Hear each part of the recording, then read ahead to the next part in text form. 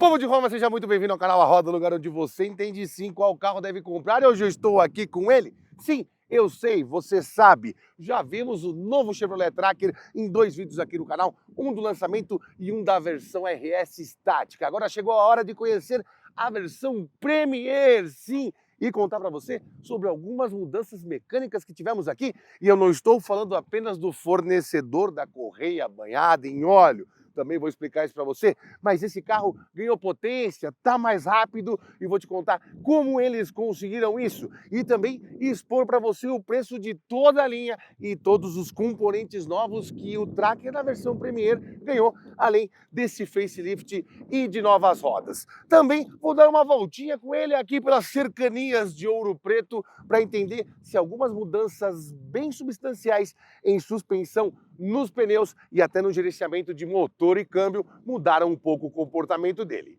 E tudo isso você vê só depois da vinheta. E vai saber também se essa polêmica toda da correia banhada em óleo afetou alguma coisa as vendas do Tracker. Ou será que o pessoal que está falando não está nem sabendo o que está acontecendo? Não duvide. Roda aí, Ronald Golias Delarco, vai!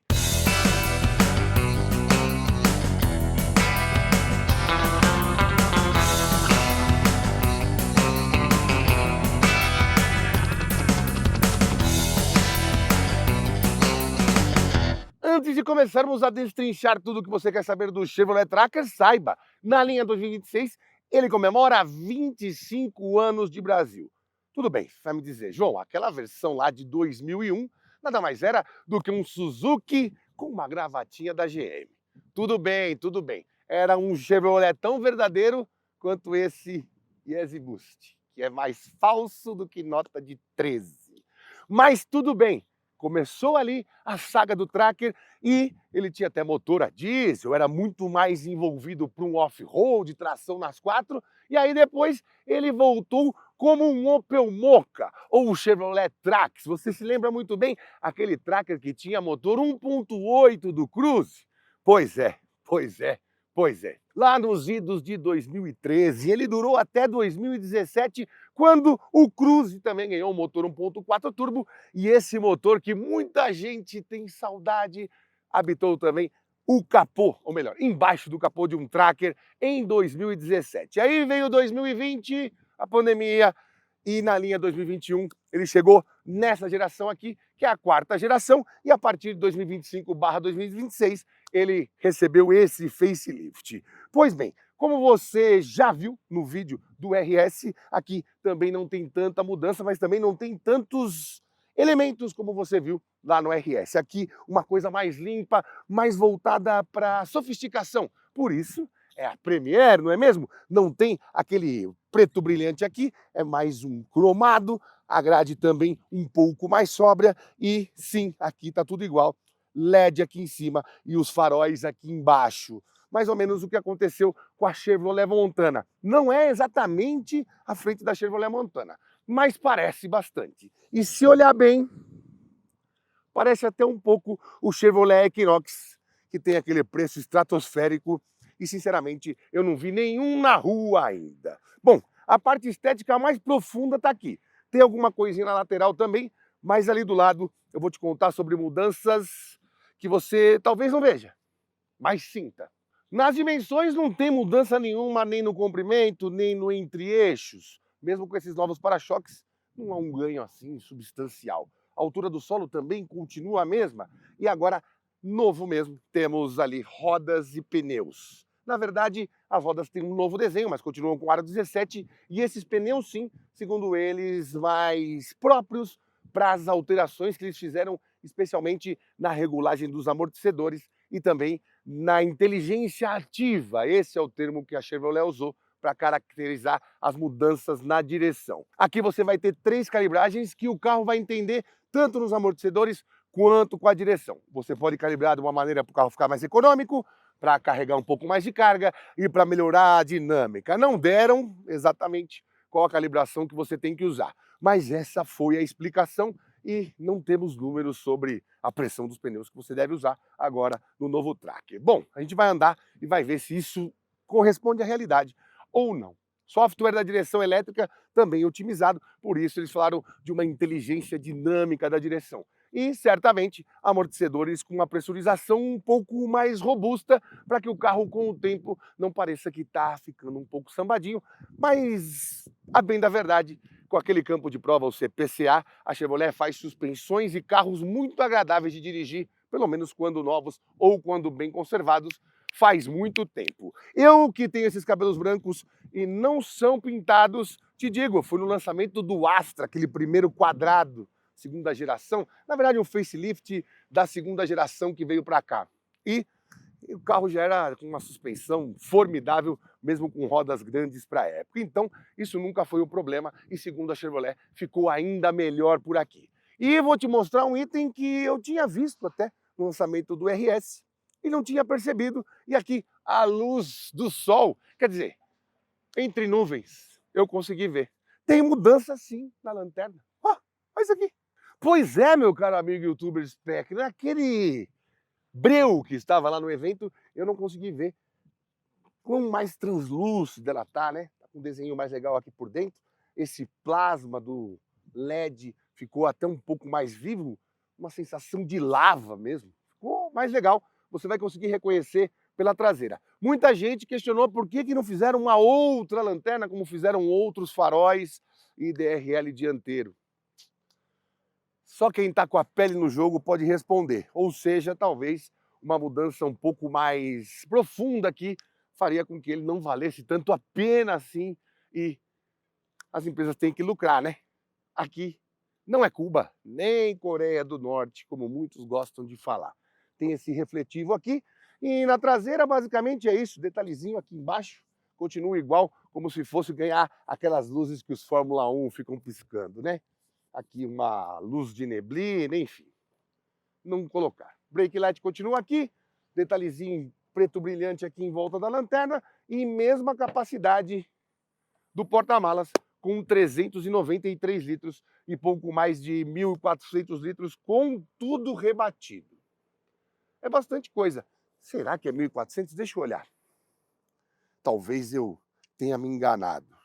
Ah, não, 1.294 litros, mas é bastante. É mais do que uma caçamba de Chevrolet S10. Tá bom, ainda tem essas partes organizadoras aqui, ó. Eu coloquei as minhas coisas, tem um tapetinho extra. Dá para você organizar bem.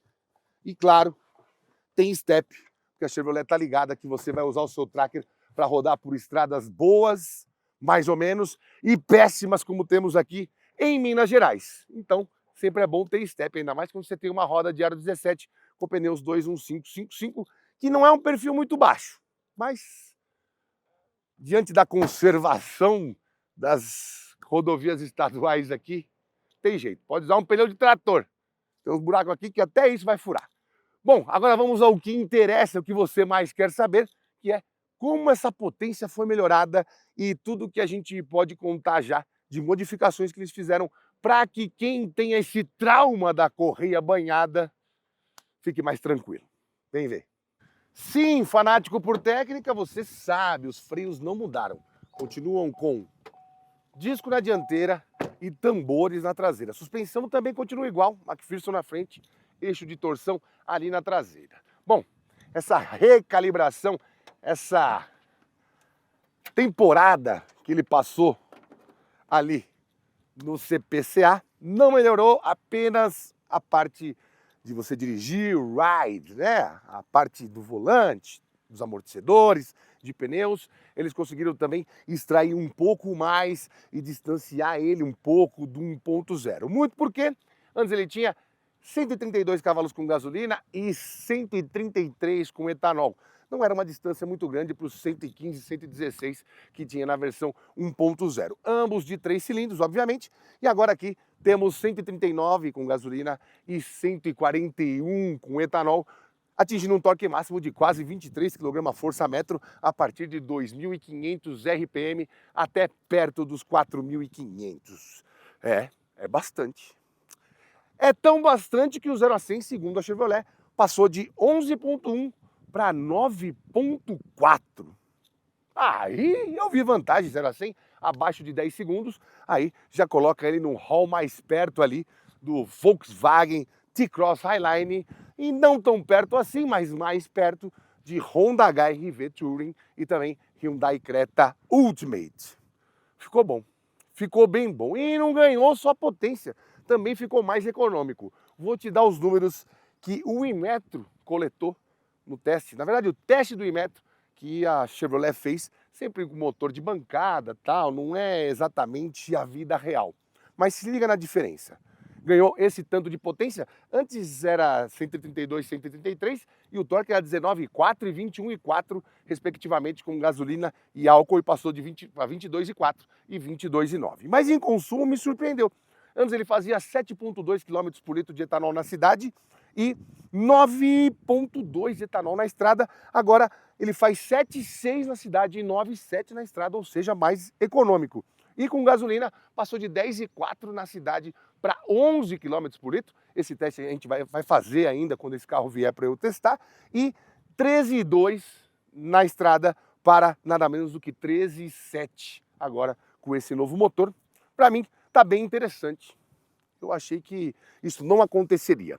Vamos à correia banhada em óleo. A internet ficou permeada de gente contando histórias que me pareceram tão verdadeiras mais uma vez quanto este tênis, que eu jamais compraria um tênis indicado pelo Kanye West, este maluco. De toda forma, o que mudou aqui, João? Bom, mudou o fornecedor e mudou também o componente dessa correia de comando. Não é corrente, é correia de comando. Outra coisa, eles indicam o óleo Dexus 0W20, ou seja, você sendo um dono de tracker hoje ou daqui 25 anos, você tem que usar esse óleo. E a correia tem vida útil de até 240 mil quilômetros, comprovada pela Chevrolet. Obviamente, o segundo, terceiro, quarto, quinto dono, às vezes não vai ter esse cuidado. Por isso, salve esse vídeo e sempre que você vir alguém com o tracker novo, pega esse trecho e mostra para ele. É a única maneira dele se proteger, caso esse reforço na correia de comando não seja o suficiente para que não quebre antes dos 240 mil quilômetros, que é a data limite para você trocar esse componente. Outra coisa, é um barulho imenso na internet, mas o carro vendeu apenas 5,4% a menos de um ano para o outro. Muito porque também houve um ajuste de produção para entrar as novas ferramentas. E por isso, de uma geração para outra, de uma geração não, né? De um facelift para outro, isso diminui mesmo. Também tem o caso de que lá no México, o motor 1.2 a gasolina, também de 3 cilindros, ele tem corrente de comando. Por que isso acontece, João? Porque esse motor aqui é feito aqui no Brasil e aquele motor lá é feito na China e o México tem outros acordos com a China de localização para ter algum incentivo do governo, para poder vender como nacional, nem sempre como importado, enfim. O motor 1.2 a gasolina tem corrente de comando. Aqui no Brasil é correia banhada com óleo. Como vocês dizem, pastel, né? Uma correia de pastel que vai sendo frita no óleo. Bom, trocaram um pouquinho ali da composição dos componentes e esperam que isso não aconteça mais, apesar de a piada já estar pronta, mas a realidade nem sempre é igual à piada, certo? Bom, espero que isso esteja explicado. Se você tem algum caso para contar de que usou o óleo certo e teve problema, conta aqui nos comentários. Mas conta o seu caso, não o que você ouviu dos papagaios por aí. Vou te falar, o que tem de pai de Deus que nunca ajoelhou para rezar é brincadeira. Chega aí, vem ver por dentro como ficou. Opa, vamos lá, ele tá apitando aqui porque tá com o farol ligado, é isso? Chave deixada no veículo, óbvio, não ia ficar com ela no bolso agora, né? Bom, posso te falar? Achei bom, achei bonito esse interior, cinza claro com cinza escuro. E eles deram uma caprichadinha aqui no painel, né? Eu não sei se ficou parecendo alguma coisa meio forçada. O que você acha? Ainda mais por causa da cor mais clara. Mas para você que adora um soft touch e acha que é isso que decide se um carro é bom ou ruim, ele tá meio bom, né? Aqui ainda continua como era sempre. e aqui nas portas também. Mas eu gostei desse couro, é um couro de boa qualidade que colocaram no painel e numa parte aqui do painel de porta. E se você contar para alguém, ah, João, amarelo com cinza, como é que fica? Achei também que ficou bom. Ficaram boas as costuras, enfim. Não tá ruim não. Algumas coisas que me incomodam só, e a primeira delas e mais cabal é um carro de 189.590 não ter ajuste elétrico dos bancos. Meu Deus, o que tá acontecendo? Tem que ter, né? Tem que ter. Por isso que muita gente fala dos carros chineses e tal. Pô, um BYD Dolphin Mini de 112 mil, 116 mil, sei lá, tem ajuste elétrico dos bancos. Pois é. Bom, aqui podemos entrar sem a chave, com a chave apenas no bolso, aqui por dentro, enfim. Tem uma maçanetinha ali fora. E temos também partida por botão. Como você viu no vídeo do Tracker RS, temos agora um novo painel de instrumentos. Regulagens bem amplas aqui do volante, como sempre foram. E temos também uma nova central multimídia. Mas antes, deixa eu te contar. Eu tô com a lista aqui de preços de versões e vou te contar exatamente o que aconteceu com os preços, com as versões e tudo que tem de novo. Bom, começando pela AT Turbo, 119.900, porque é a versão... Deixa eu ligar o ar aqui, porque não é que tá calor, mas também não tá frio. Então é bom a gente colocar um arzinho aqui. Calma. Calma. Modo tufão, calma.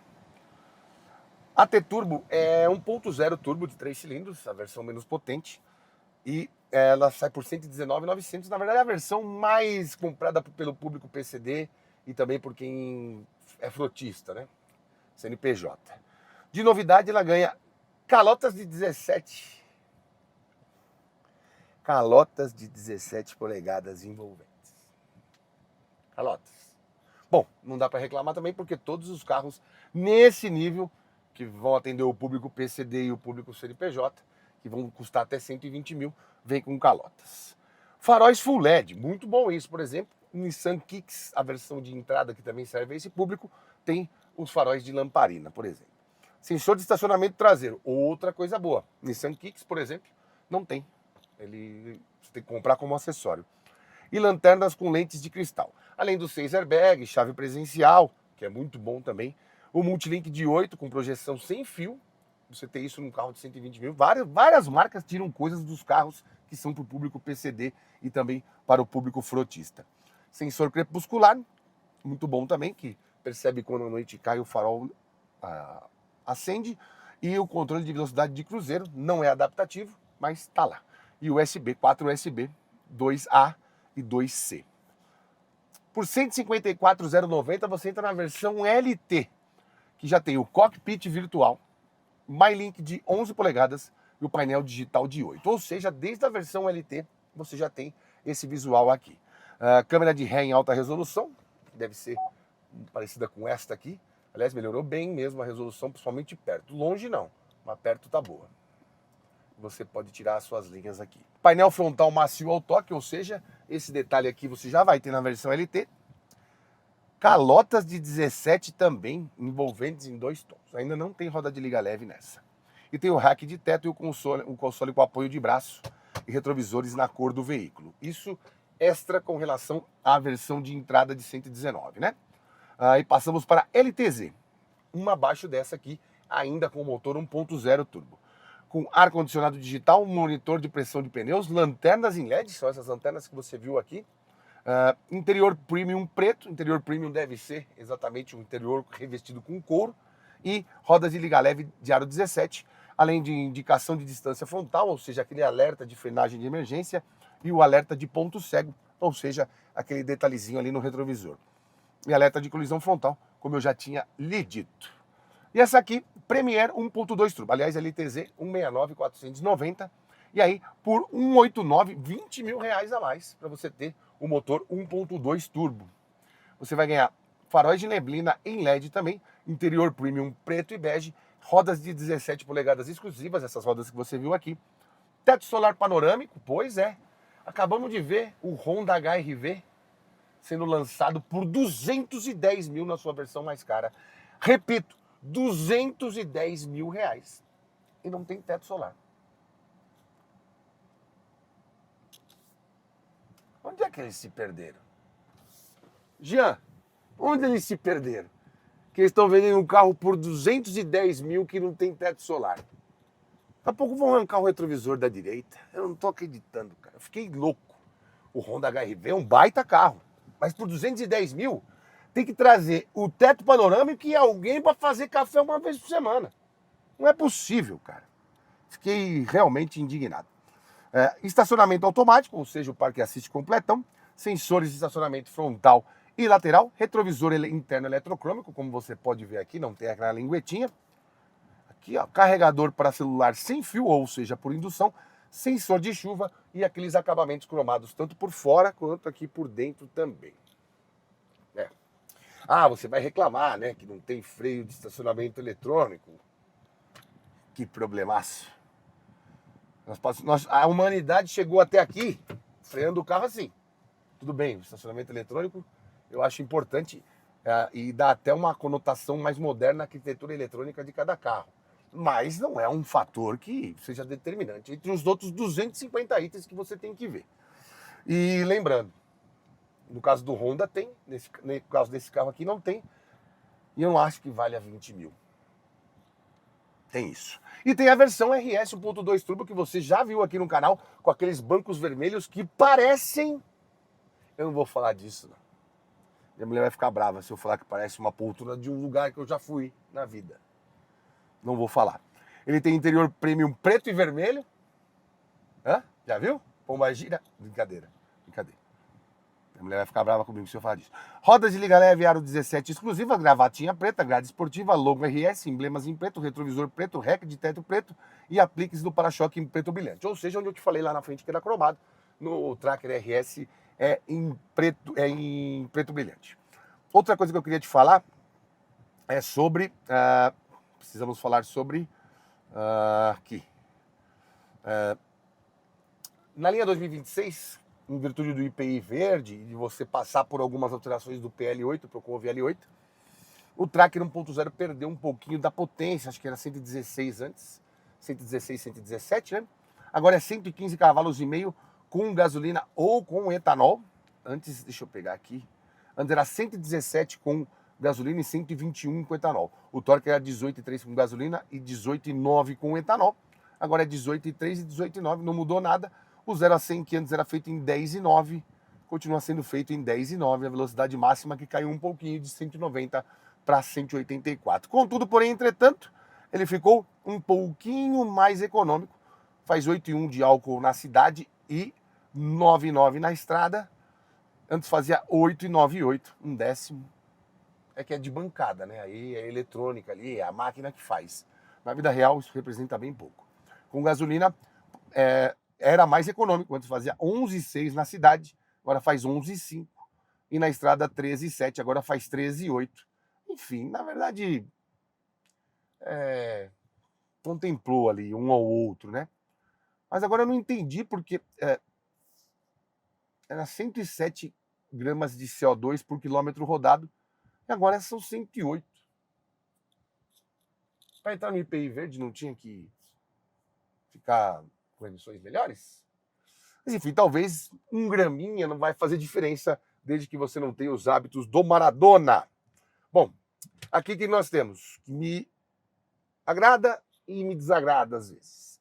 Gosto do volante com base achatada, esse couro que revestiram aqui, boa qualidade. Gosto da posição de dirigir, consigo ficar bem baixo, minhas pernas não batem aqui no volante. Para mim, falta o ar-condicionado de 2 zonas, tinha que ter ar saindo aqui para trás também, e também tinha que ter pedal shifters. Se você tem um câmbio CVT e não tem pedal shifters, vá lá, entendo. Mas esse câmbio mais convencional, ter só a função L, não acho legal. Eles continuam insistindo nesse detalhe de você passar as marchas pela alavanca, que eu nunca vi ninguém usando. Pedal shifters, vez ou outra, eu até vejo um ou outro usar. Isso aqui, não. Pelo menos não incorreram no erro de concentrar até a iluminação, o controle de iluminação no multimídia, como aconteceu, por exemplo, com o Chevrolet Equinox. Isso também era bem irritante, eles não fizeram isso por aqui. Bom, aqui a gente tem aqui informações do trajeto, tal, tá fazendo 9.9, deve estar abastecido com etanol. Os medidores que você pode ter acesso por aqui. Temperatura do fluido da transmissão, temperatura do líquido arrefecedor. Manutenção, vida útil do óleo em 99%. Redefinir-se, quando você troca você faz a redefinição. Pressão dos pneus, quando você calibrar você faz a redefinição também. Odômetro, o que está marcando aqui? Sim, o consumo de combustível. Essa média aqui completamente irreal, porque a gente está fazendo manobra aqui, andando para lá e para cá. Nenhum telefone conectado. Conexão bem rápida, eu vim com o meu telefone conectado aqui via Bluetooth, bem legal. Roteador Wi-Fi, ele tem aqui o Wi-Fi. Se você vê esse carro na rua, saiba que a senha é essa aqui, ó. IZQ, C maiúsculo, J maiúsculo, IVMHLA5. Decorou a placa? Não decorou, né? Que tá uma placa da Chevrolet. Mas enfim, você arrisca. Se tá sem internet, viu um tracker do novo cinza, você arrisca. E temos também aqui uma saidinha USB-A e outra saidinha USB-C. Aqui na frente, se eu não me engano, antes era só uma saída USB-A. 2 porta-copos barra-latas e aqui por dentro um porta-objetos, que é exemplo de tudo aqui, a não ser esse carregador por indução, não são emborrachados, ou seja, sempre que você colocar uma moeda ou algo que o valha, vai fazer um barulho meio chatinho. Mas, meu, tem teto, é legal, hein? Panorâmico ainda. E tem também ajuste de altura aqui do cinto de segurança. Bom, muitas das coisas que eu estou mostrando aqui para você são inéditas. Quanto aos equipamentos não tão inéditas, porque eu te mostrei de uma maneira um pouco mais rápida tudo que a gente viu no Tracker RS. E agora a gente vai dar uma volta, que é o que falta descobrir. Quanto que ele tá com mais saúde, menos saúde, tá mais confortável, a direção tá mais esperta mesmo, conforme eles falaram, ou é tudo blá blá blá. Igual essa história de que todos os caras do mundo tiveram problema com a correia banhada em óleo. Vamos descobrir agora. Não da correia, porque aí não dá, né? Não dá. Se mentiroso voasse, cobria o sol no Brasil. Bora. Bom, já estamos aqui. Deixa eu abrir a cortininha. Não, o teto não precisa, só a cortininha. Isso. Fecha o teto, cortininha. Olha que interior mais magnânimo, hein? Nós estamos aqui em Drive, cintinho que salva vidas. E vamos nessa. Passando aqui, estamos num hotel novinho aqui, um Vila Galé, que foi construído onde outrora foi a escola de cavalaria aqui da região. Acho que é de 1768 ou algo do tipo. Bem interessante aqui o lugar e recheado de história. Época da cavalaria, quando ainda era império, né? Lembrando que a independência do Brasil foi constituída em 1822, 7 de setembro, mas foi confirmada quando os bravos baianos expulsaram os portugueses em 2 de julho de 1823. Porque ali na Bahia ainda teve mortes, teve um levante dos soldados portugueses querendo retomar partes do Brasil para eles, e tomaram foi na tarraqueta os bravos habitantes de Pernambuco do Norte. Vamos lá. Bom, primeira coisa que dá para sentir aqui é nítido isso, hein? A questão da direção. Tá muito mais suave, muito mais... parece até um pouquinho mais à mão. Deixa eu ver se passa aqui. Parece até mais conectada com quem tá dirigindo. Pra você que tá acostumado a me ver mostrando espaço traseiro e tal, não mudou muito. No vídeo que eu fiz do Tracker RS no lançamento eu mostro um pouco disso, mas vamos deixar esta parte que você está acostumado em ver eu com a câmera ali e tal, para quando este carro for lá comigo ficar um tempo, porque aí a gente consegue ter uma noção da convivência. Eu vou pegar uma estradinha vicinal aqui, essa aqui não tão ruim quanto que a gente veio para cá. Apesar que aqui, como é um destino turístico, eles tentam conservar um pouco mais para não dar essa impressão. Mas você vai para Sete Lagoas, meu Deus do céu, que terrível que é a estrada. Você vai para... Nossa, meu, o Circuito dos Cristais ali, Curvelo. Meu Deus, Codisburgo. Meu Deus, terrível. E até seria bom para a gente conseguir ver como que essa suspensão foi melhorada. Na verdade, nem precisa muito disso, porque aqui a gente tem algumas falhas, algumas ranhuras no asfalto e consegue perceber o quanto que a filtragem está melhor. Eu não sei se isso tem mais a ver com os pneus, eu acredito mesmo pela pouca experiência que eu tenho, que deva ser mesmo com relação a amortecedores e molas, essa recalibração. Provavelmente podem ser que tenham trocado de fornecedor também, ou tenham pedido ao fornecedor que fizesse algo um pouco mais adaptado ao que o consumidor em clínicas que a Chevrolet fez queria, né? Talvez algum consumidor podia pensar que esse carro fosse um pouco mais duro e tal, mas é isso, cara. Se você tem um Tracker, vale a pena você andar nesse, porque tem três na verdade, que são bem perceptíveis aqui. A direção, como eu já te falei, para você começar a manobrar, você já vê que ela tá mais afiada. O quanto que a suspensão tá filtrando melhor, sem que a carroceria sofra um pouco com esses impactos, e também o silêncio a bordo melhorou. Eu tô até com o microfone aqui, deixa eu olhar.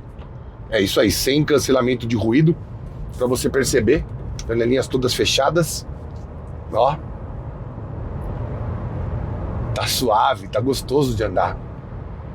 E a suspensão, como já é praxe na Chevrolet há pelo menos 22 anos, que é o tempo que eu tô testando o carro por esta vida, suspensão muito bem feita, o carro dinamicamente não dá para reclamar.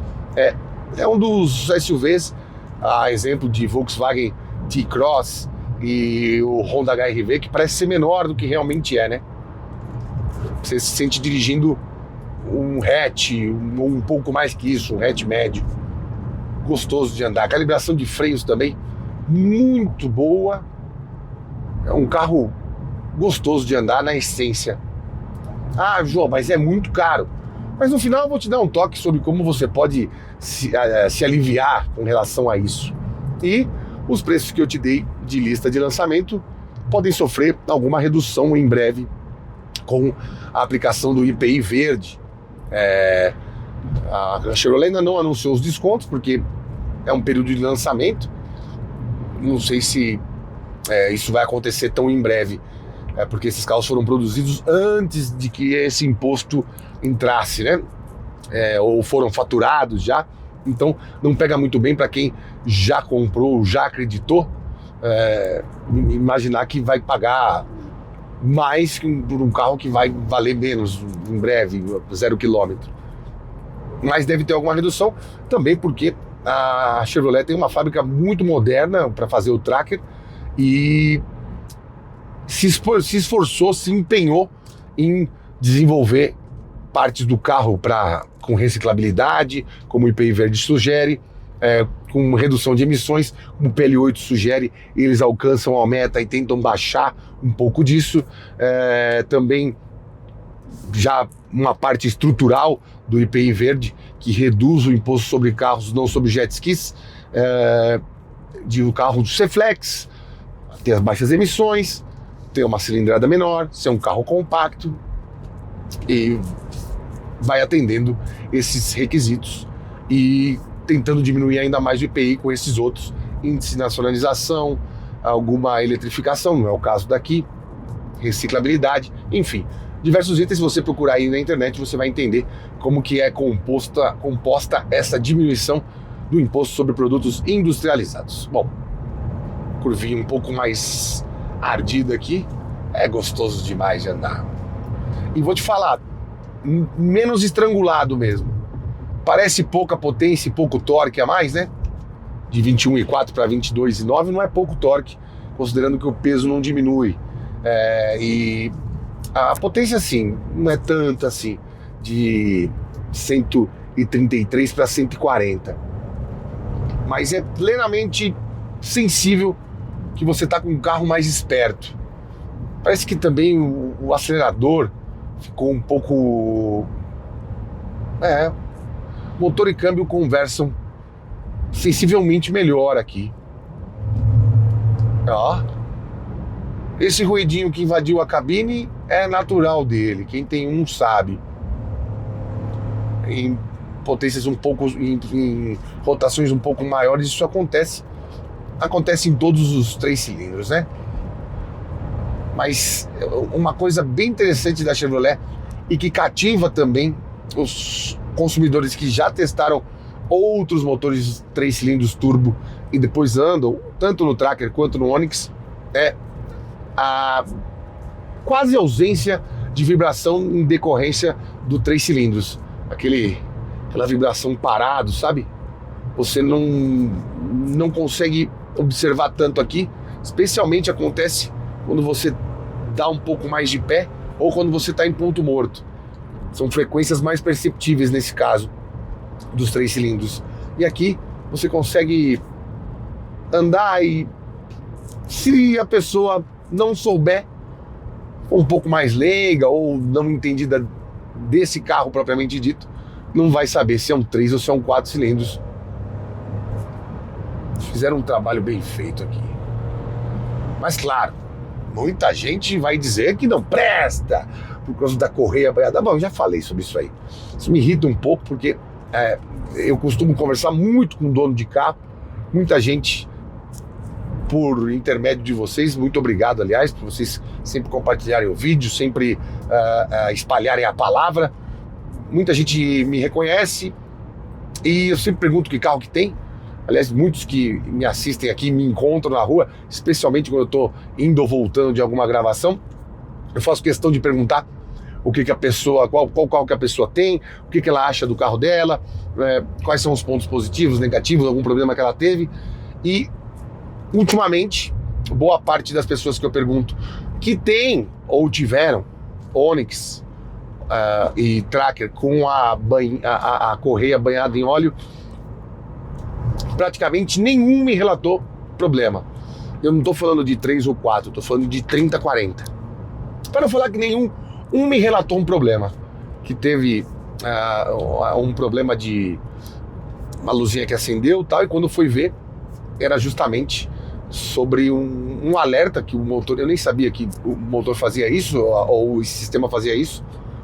Ele começou a sentir um funcionamento estranho do carro, acendeu uma luz, ele foi ver e era justamente o motor apitando ali, mostrando que o óleo não estava em conformidade ou que tinha alguma coisa, algum detrito desse descascamento, desse cisalhamento, dessa desfiada da correia banhada em óleo. E aí, além de ele fazer a troca, ainda conseguiu recuperar a sua garantia a partir do momento que a perdeu, mesmo não tendo feito as revisões concessionárias. Por coincidência ou não, ele era o terceiro dono de um Onix. O Onix lançado em 2019, o Tracker lançado em 2020, justamente em meio à pandemia de Covid-19. E ainda assim, com todos esses percalços e todas essas histórias, nem todas verdadeiras, muitos que repetem o que alguns maus influenciadores contam, porque pode ser que não seja um sistema tão robusto ou não tão confiável quanto a corrente de comando. Mas daí dizer que é ruim e que 240 mil quilômetros para troca não é um tempo... Porra, 240 mil quilômetros? São... sei lá, a Terra tem 48 mil? São 500 voltas na Terra? Sei lá. Não. 50 voltas na Terra? 50 voltas em volta da Terra? Da Terra! Do planeta! Ah, não. Ah, maluco. É muita loucura. É muita loucura. Na verdade, se fosse depender disso, tinha todo mundo andar de Scania Jacaré. E aí você pega uns Scania Jacaré com 3 milhões de quilômetros, vai ficar feliz pra cacete, anda com aquela desgraça, estaciona onde você quiser, polui, acaba com tudo, vira um fumacê anti-dengue e anti-pessoas também. Loucura, loucura. Bom, o que você precisa saber é, João, tem evolução no tracker? Tem. Você pode não ter gostado da frente, você pode não ter gostado do preço, você pode não ter gostado do pouco que mudaram a traseira, do pouco que mudaram aqui no interior, do muito que mudaram painel e central multimídia, que para mim, na verdade, o painel de instrumentos e especialmente o painel de instrumentos era o que mais me incomodava no tracker e no Onix também. Ele também mudou, em breve você vai ver por aqui também. Aliás, já tem vídeo no canal mostrando esses detalhes. Você pode não ter gostado de nada, mas falar que não evoluiu, não dá. Aliás, seria bem interessante se você que é dono de um tracker, você que pode ser que tenha um tracker e for conhecer o novo tracker, seria legal você contar quais são as suas impressões sobre o seu tracker em comparação com esse. Você viu o quanto que foi rápido fazer essa manobra aqui para ultrapassar o caminhão e não ficar com ele aqui à minha frente na estrada? Ele tá mais esperto, tá mais gostoso de andar e a direção me agradou bem. Cara, como é que pode, né? Mudanças que externamente você não encontra nenhum sintoma e o carro fica mais amadurecido, é a palavra. O tracker amadureceu. Tá interessante de andar. Bom, lembrando que a gente tem versões entre 120 e 190 mil reais. Eu também acho 190 mil reais muito e vou fazer essa consideração para você lá fora. A bem da verdade, eu quero mesmo andar nas versões 1.0, porque essas perderam potência e quero ver se tem esse tipo de ajuste também, dessa melhoria em direção e especialmente na suspensão, que são as duas coisas que me agradaram mais, e sei que na potência, ali no desempenho, na dinâmica, não vai ter a surpresa que eu tô tendo andando com esse carro aqui, com 1.2. E muito também porque as versões 1.0 são mais baratas e também podem ser contempladas em maior grau, a merda, podem ser contempladas em maior grau com os descontos do IPI verde. E também porque são as versões que vendem mais, né, no Brasil. Ainda que em alguns casos, especialmente de algumas marcas, as versões mais baratas não emplaquem tanto assim, não sejam tão vendidas nem tão requeridas pelo público. Em outros carros, as versões de entrada correspondem a mais de 50% e as versões com motores menores às vezes correspondem a 70%, 80%, que eu creio que seja o caso do tracker aqui. Muito legal andar no 1.2, muito legal conhecer tudo que eles mudaram nas versões mais refinadas, mas o grande lance de entender como é que ficou o carro é andar nas versões mais em conta, e é isso que nós vamos fazer numa próxima aparição do tracker por aqui. Bom, agora eu vou voltar lá para o nosso Vila Galé histórico e vou fazer uma consideração que talvez seja importante para você e você entenda como você deve tratar quando pensa em comprar um SUV compacto. Porque em alguns casos, com um pouquinho mais, você já vai para um carro maior. Quem que acerta quando compra um SUV compacto? Acertaria a compra do Tracker Premier ou RS? Mesmo com essas sensações muito melhores? Te conto de volta lá. Vem comigo, chuchu. Pois é, meu caro amigo youtuber espectador, é bem sensível à melhora na rodagem do tracker. Não percebi tanto assim no desempenho, mas para isso, obviamente, não dá para ficar só no empirismo. Vou ter que pegar meus equipamentos e fazer um teste em breve quando ele vier para passar uns dias lá comigo no canal. Em consumo também não deu para saber, obviamente, pelo mesmo motivo. Mas o tracker tem uma evolução sim, e não estou nem falando desses detalhezinhos por dentro, painel, multimídia. Ele melhorou onde você não vê tanto assim.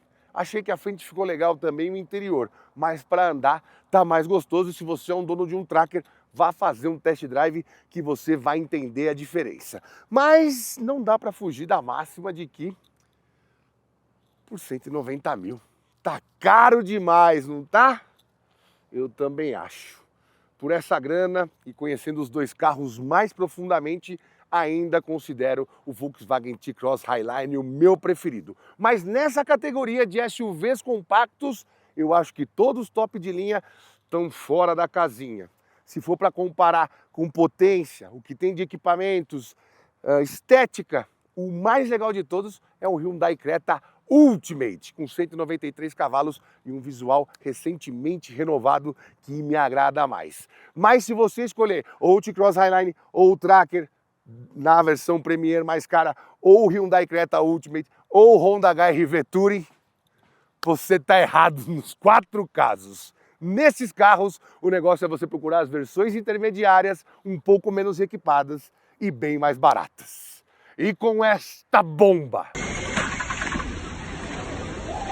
nós ficamos por aqui. Siga-nos nas redes sociais. O meu Instagram é @janacleto, o Instagram do canal é @rodatv. Para dúvidas mais profundas, parcerias, mande e-mail para programa roda@gmail.com, tá certo? Agora eu vou explorar as maravilhas de Ouro Preto. Boa parte da história do Brasil passou por aqui. Se você puder, traga seus filhos. Eu tô vindo depois de grande, não conheço nada. Não deixe eles passarem o que eu estou passando.